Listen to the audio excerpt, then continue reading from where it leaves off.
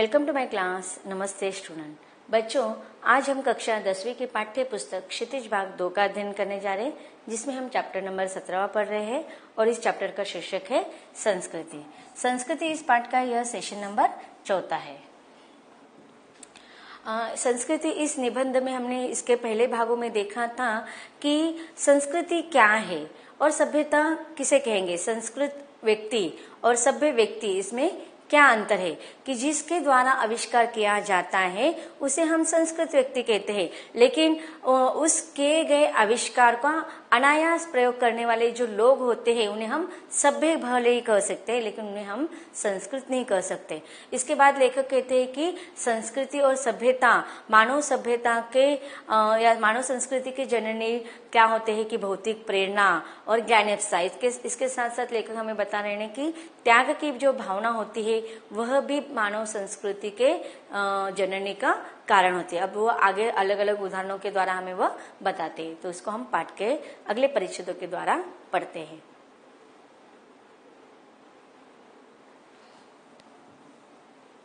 लेखक कहते कि सुनते हैं कि रूस का भाग्य विधाता लेनिन अपनी डेस्क में रखे हुए डबल रोटी के सूखे टुकड़े स्वयं न खाकर दूसरों को खिला दिया करता था। वह आखिर ऐसा क्यों करता था कि देखो, खुद भूखा रहकर दूसरे की भूख मिटाने की वह कोशिश करता था। उसके पीछे उनकी त्याग की भावना थी। संसार के मजदूरों को सुखी देखने का स्वप्न देखते हुए कार्ल मार्क्स ने अपना सारा जीवन दुख में बिता दिया। अब देखिए, कार्ल मार्क्स, उन्होंने हमेशा मजदूरों के अधिकारों के लिए लड़ाई की है और इस लड़ाई के पीछे मजदूरों को हक देना, उनके अधिकार देना, यह उनका महत्वपूर्ण कारण था। तो इसमें भी कार्ल मार्क्स की त्याग की भावना हमें दिखाई देती है। और इन सबसे बढ़कर आज नहीं बल्कि आज से 2500 वर्ष पूर्व सिद्धार्थ ने अपना घर केवल इसलिए त्याग दिया कि किसी तरह तृष्णा के वशीभूत लड़ती करती मानवता सुख से रह सके। अब देखिए, सिद्धार्थ गौतम बुद्ध के बारे में हम सब जानते हैं कि वह भी एक खुद बहुत बड़े राज्य के अधिकारी थे, राजा थे, फिर भी सब सुख सुविधा उनके पास होने के बावजूद भी उन्होंने उसका त्याग कर दिया था। क्यों त्याग कर दिया था? उन्होंने अपने घर का त्याग कर दिया था। उसके पीछे क्या कारण था कि सर्वसामान्य आम लोगों को जो सुख सुविधा के जीवन उनको देना चाहते थे और उस तृषा के पीछे जो एक दूसरे से लड़ाई कर रहे थे, युद्ध कर रहे थे, तो उनसे बाहर निकालने के लिए उन्होंने अपने सर्वस्व का त्याग कर दिया था और दूसरों के सुख सुविधा के लिए उसकी चिंता में वह उनको तरह तरह के ज्ञान देने के इसके लिए वह घर से बाहर निकलते। तो इस प्रकार इन अलग अलग उदाहरणों से लेखक हमें बताना चाहते हैं कि मानव सभ्यता और संस्कृति के पीछे उनके त्याग की भावना भी होती है। आगे लेखक कहते हैं कि हमारी समझ में मानव संस्कृति की जो योग्यता आग व सुई धागे का आविष्कार कराती है वह भी संस्कृति है, और जो योग्यता तारों की जानकारी कराती है वह भी, और जो योग्यता किसी महामानव से सर्वस्व त्याग कराती है वह भी संस्कृति है। तो देखो, यहाँ पर लेखक ने संस्कृति किसे कहेंगे इसके अलग अलग उदाहरण जो दिए हैं उनका हमें एक संक्षिप्त में सारांश बताया है कि जो मानव संस्कृति नए आविष्कारों की निर्मित करते, चाहे वह आग की निर्मित हो, चाहे वह सुई धागे की निर्मित हो, या फिर तारों के बारे में जानकारी देने की जो योग्यता होती है, उस योग्यता को और सर्वस्व त्याग की जो भावना होती है उसे भी हम संस्कृति कहती है। अब देखिए ना, हमारे परिवार में भी हम देखते हैं, हमारे माता पिता हमारे पालन पोषण में, लालन पोषण में हमारे ऊपर सारे अपने जीवन का आनंद, सारे जीवन के उनके खुशियों को त्याग कर देते। तो उनके पीछे क्या होती है? त्याग। तो हमारे पूर्वजों से जो हमें मिलती है वह हमारी संस्कृति होती है। और सभ्यता, अब देखो यहाँ इस प्रकार हमने लेखक क्या कर रहे हैं कि संस्कृति का अर्थ तो अब तक हमें अलग अलग उदाहरणों के द्वारा लेखक ने समझा दिया। अब देखते हैं सभ्यता के बारे में लेखक क्या कहते हैं। और सभ्यता है संस्कृति का परिणाम।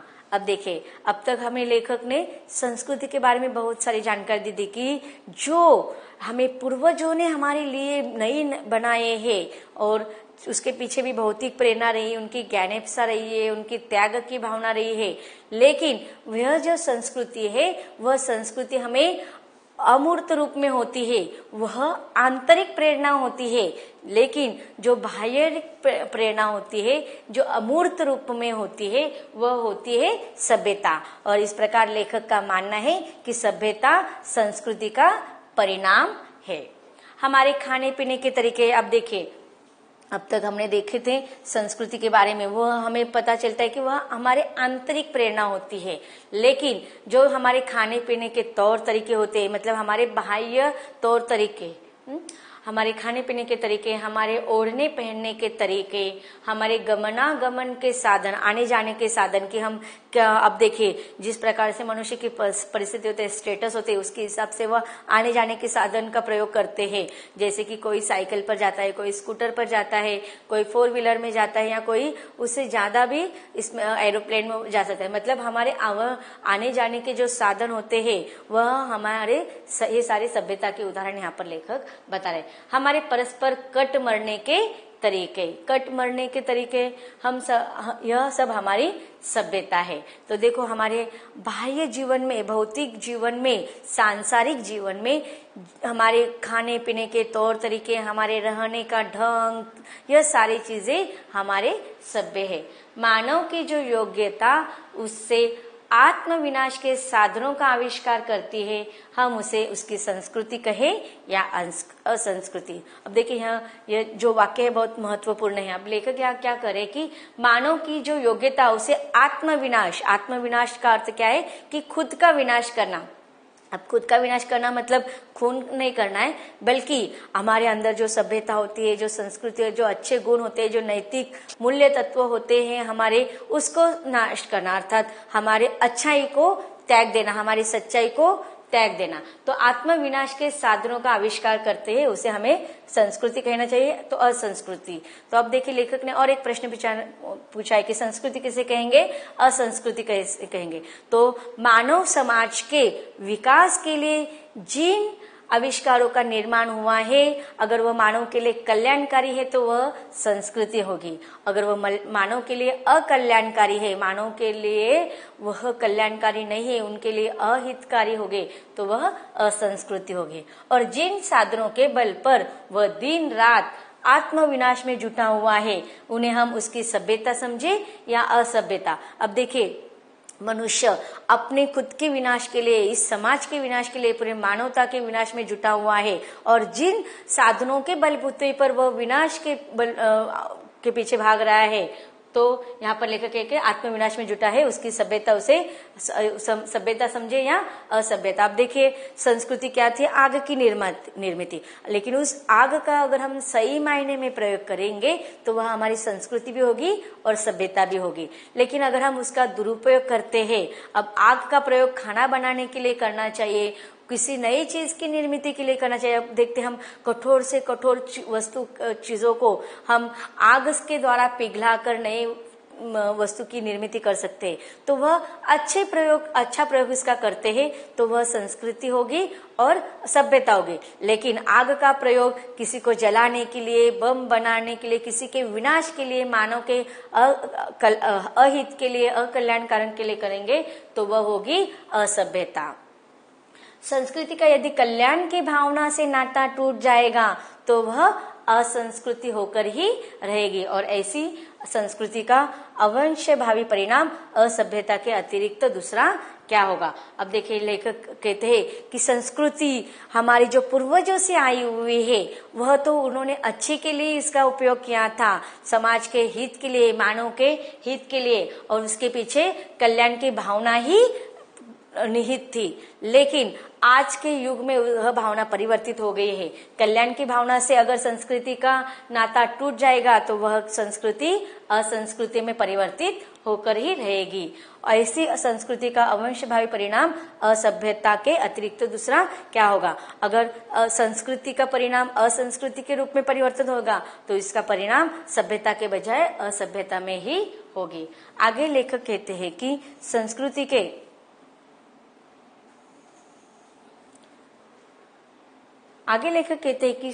के नाम से जिस कूड़े करकट के ढेर का बोध होता है वह न संस्कृति है और न ही रक्षणीय वस्तु। अब देखिए कूड़े करकट का ढेर का अर्थ क्या है कि संस्कृति के हमारे पूर्वजों ने जो हमें संस्कृति दी, जो नए आविष्कार किए हैं, नए खोज किए हैं, अगर उसका मानव समाज के मानव के लिए, मानवता के कल्याणकारक के लिए उसका उपयोग होता है तो वह अच्छा है। लेकिन मानव के हित के लिए, अहित के लिए और अकल्याणकारी के लिए अगर प्रयोग होता है तो वह कूड़े करकट का ढेर ही बन जाएगा और न वह संस्कृति रहेगी और न ही रक्षणीय वस्तु। क्षण परिवर्तन होने वाले संसार में किसी भी चीज को पकड़कर बैठा नहीं जा सकता। आप देखिए सोशल चेंज, सामाजिक चेंज, परिवर्तन होना यह समाज का नियम है, लेकिन परिवर्तन अच्छे के लिए होना चाहिए, बुरे के लिए नहीं। अब हम देखते हैं, आज हम देखते हैं विज्ञान के तौर तरीके में परिवर्तन हो रहा है, आधुनिकता के नाम पर हम समाज में कितने ही अविनाशकारक घटकों का इस्तेमाल कर रहे हैं और इसीलिए क्षण परिवर्तन होने वाले संसार में किसी भी चीज को में बैठकर नहीं बैठना चाहिए। अगर पुरानी चीजें का खोज हुआ है तो उसमें नया संवर्धन अवश्य करना चाहिए, लेकिन उसमें भी वह कल्याणकारी भावना होनी चाहिए। मानव ने जब जब प्रज्ञा और मैत्री भाव से किसी नए तथ्य का दर्शन किया है तो उसने कोई वस्तु नहीं देखी है जिसकी रक्षा के लिए वे दलबंदियों की जरूरत है। अब देखिए लेखक कहते हैं कि जिस भी नए आविष्कार की निर्मित हुई है, आज हम देखते हैं कि योग विज्ञान के जितने फायदे हैं उतने उसके दुरुपयोग भी है। तो जब जब मानव ने कोई नई निर्मित की है प्रज्ञा की भावना की दृष्टि से, मैत्री की भावना से, तो उसके नए तथ्य का दर्शन हमेशा किए है। उसने कोई वस्तु नहीं देखी है जिसकी रक्षा के लिए दलबंदियों की जरूरत है।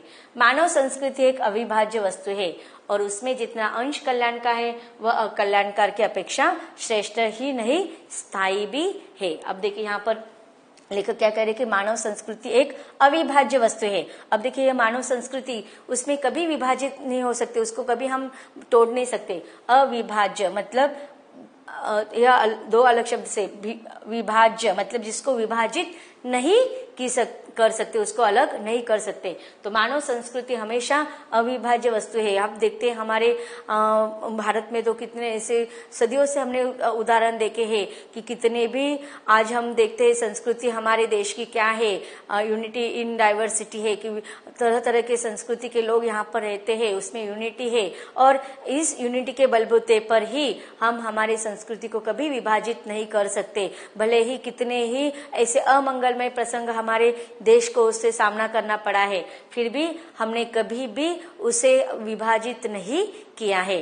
और ऐसी उसमें जितना अंश कल्याण का है, क्योंकि उसके पीछे हमेशा कल्याण का भावना ही निहित था। जैसे कि हमने देखा था कि बहुत सारे परमाणु बम बनाए गए थे और उसका दुरुपयोग भी हुआ। उसी प्रकार किसी बड़े बड़े नेताओं की हत्या कर दिए थे, तो हिंदू मुस्लिम सिख के नाम पर बहुत सारे ऐसे झगड़े भी हो रहे थे। बहुत सारे विदेशी शत्रु आकर उनमें शत्रुता निर्माण करने का प्रयास कर रहे थे, लेकिन हमारी जो संस्कृति थी वह सदियों से विभाजित करने का प्रयत्न करने के बावजूद भी उसे कोई विभाजित नहीं कर पाया। इसलिए लेखक कहते कि मानव संस्कृति एक अविभाज्य वस्तु है और उसमें जितना अंश कल्याण का है वह अकल्याण का अपेक्षा श्रेष्ठ ही नहीं स्थायी भी है। स्थायी भी मतलब उसमें कभी परिवर्तन नहीं हो सकता है। भले ही आज देखते हैं उस नए नए आविष्कारों के पीछे बहुत सारे अकल्याणकारी तत्व है, लेकिन उसके पीछे जो कल्याण के तत्व है, जो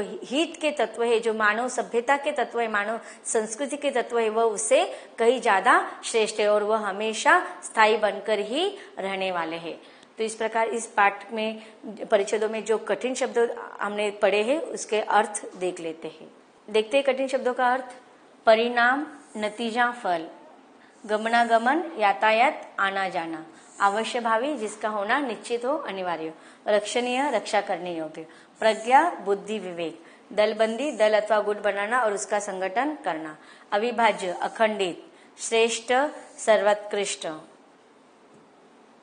तो बच्चों इस प्रकार हमने देखा कि लेखक ने कहा है कि सभ्यता और संस्कृति में क्या परिवर्तन है, कि सभ्यता और सभ्यता को ही संस्कृति का परिणाम माना गया है। संस्कृति है जो वह आंतरिक भावना है और सभ्यता जो है वह बाह्य प्रेरणा है, जैसे कि हमारे रहने सहने के रंग रूप हो। लेकिन इस सभ्यता को मानव संस्कृति यह अविभाज्य भाग है, उसमें कितने ही धर्म निरपेक्षता के बलबूते पर कितने भी उसमें विभाजित करने का प्रयास किया जाए, लेकिन उसके जो कल्याणकारी तत्व है वह हमेशा स्थायी रहे। तो इस प्रकार यह पाठ यहीं पर समाप्त होता है। धन्यवाद।